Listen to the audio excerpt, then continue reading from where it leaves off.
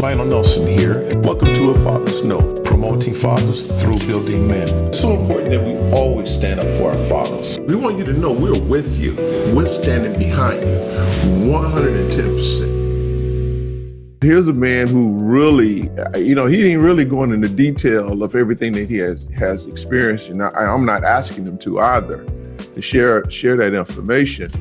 But we've talked, and to hear him talk right now, and it's something that he said that I absolutely agree with, and I've always said so many times, and that is that, when I'm faced with trials and temptations and challenges and things, I don't look at it as a negative period in my life or whatever. I'm always, okay, what can I learn from this that's going to help and allow me to be a better man than I was a year ago, 5 years ago, 10 years ago. Because I can tell you right now, I am nowhere where I was, and I've been through a lot in my life. But because of those experiences, help me somebody. I can help somebody. I can empower, I can be an encouragement into their lives as well, just like what you're doing, man. You sharing, so I don't want to talk because I just want to hear you talk, man. But I just want to share that this is for our brothers out there who you might be going through it right now. You might be contemplating it, thinking about it.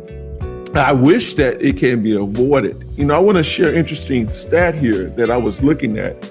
And, excuse me, the stat here says that approximately every 30 seconds, there's a divorce. Every 36 seconds, there's a divorce. And so that the mathematics of that says it comes up to nearly 2,400 divorces a day. Wow. That's 2,400 men who are being affected in one way, one capacity or another. Now, not only them, but it's something that you said in the beginning.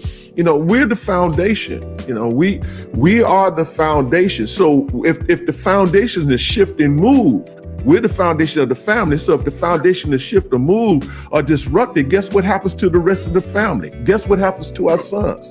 They're affected by it as well. Guess what happened to our daughters? They are affected by it as well.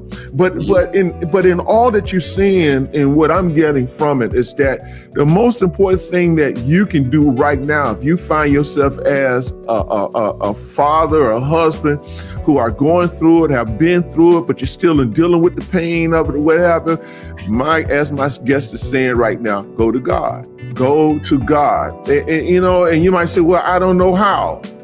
Start somewhere or ask someone that may know. Somebody knows. Somebody knows that can help you seek it. Because I guess you could go to a hotel. Bibles used to be accessible. I don't even see them no more in hotels no more. But anyway, it's... You can just always go to a hotel, back in the day and find a Gideon Bible, but I don't know, maybe they ran out or something else. So, but anyway, 876,000 divorces occur a year. That's on average. Wow. That is on average. That's equivalent to about 40 to 50% of divorces out of 100. Oh, wow. That's sad. Wow. That is sad. So we really have a major issue. Yeah, but go ahead. You were about to say something. Sir. What I'm going to say when it comes to children, I think you got to think about it. Both of you had those children common together about 9 years ago, 2008. The law changed where now it's joint custody, it's shared custody.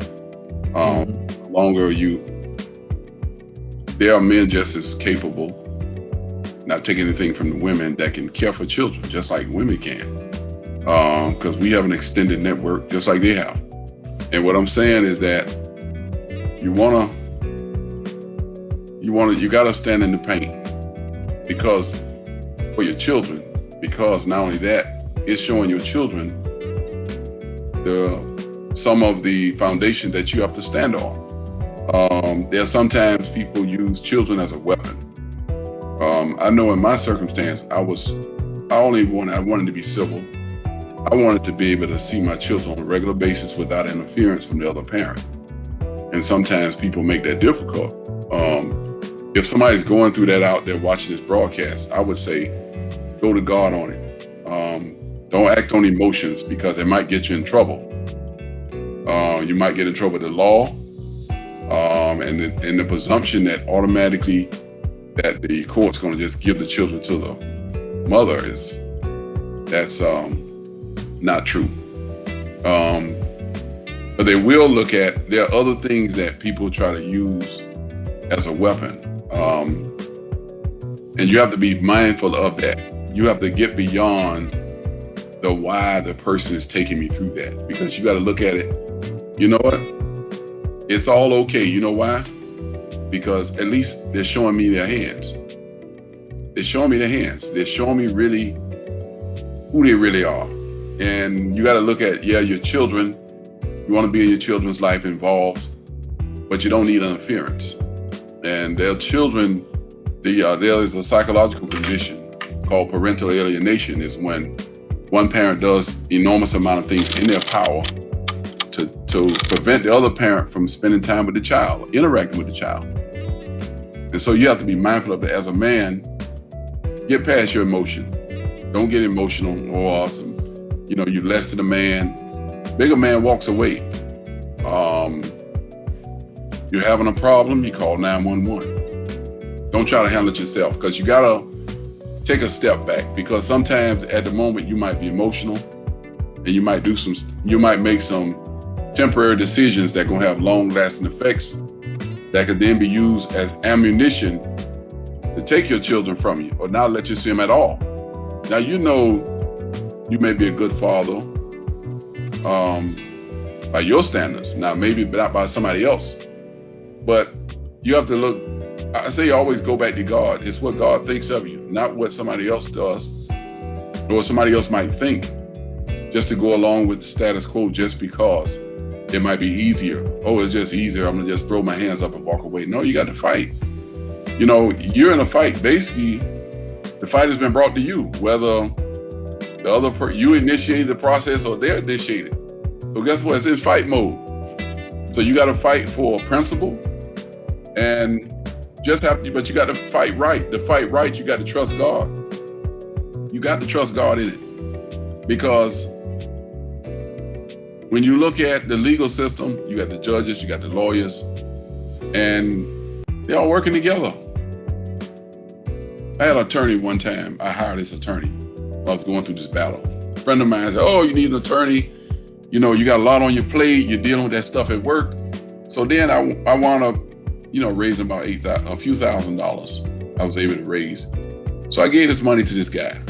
And as I was proceeding, my case wasn't moving. And I'm the plaintiff. So they filed something, and boom, we're in court, emergency hearing. Wait a minute, I filed a motion way back when. And before, actually I filed pro se, didn't have an attorney, I got rid of him. But eventually was able to come to a settlement. I had a second attorney to do the finalized version for me. But I went to the closet. That's why the Bible says 91, he that dwells in the secret place under the shadow of the Almighty shall abide in the presence of God. I said, God, there's something going on here. You said in your word that you would not withhold any good thing for he who walketh upright. And you don't have to be, you said something about prayer a few moments ago. Prayer, you don't have to be a preacher, be well versed in words. Just to have a conversation. One-on-one. Have that one-on-one with God, because God honors your heart. Right. It's not about how many scriptures you can quote, but it's about your heart. And so, God, you got to guide me in this here. And God showed me in a vision. They all was working together. Her lawyer, my lawyer, and the judge. At 2 a.m., I was writing a letter to get rid of him. I got him off my case. And they started moving. Remember that old song they used to say, devil on my trail, got him off my mind? Oh, it's true. It is true.